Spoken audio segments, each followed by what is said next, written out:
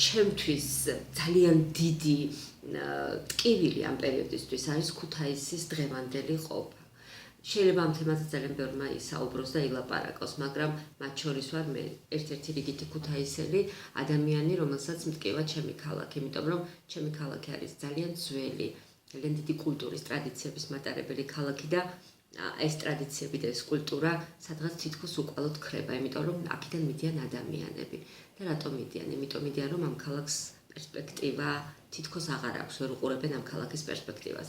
მე მიმაჩნია, რომ ამ ქალაქის პერსპექტივა არის პარლამენტის ამ ქალაქში ყოფნა, ანუ ქალაქი, რომელსაც აქვს სტატუსი საპარლამენტო და ძალიან მინდა მივმართო იმ კანონმდებლებს, რომლებთაც ხელეწიფებათ კანონების დაცვა პირველ რიგში და კონსტიტუციის ყველაზე უზენაესი კანონის, რომ დაიცვან კონსტიტუციის 52-მე მუხლი და პარლამენტი, რომლის ადგილსამყოფელია ქუთაისში, დატოვონ აქ და იფუნქციონიროს პარლამენტმა ქუთაისში, რადგან ეს არის მთლიანად რეგიონის გადარჩენა.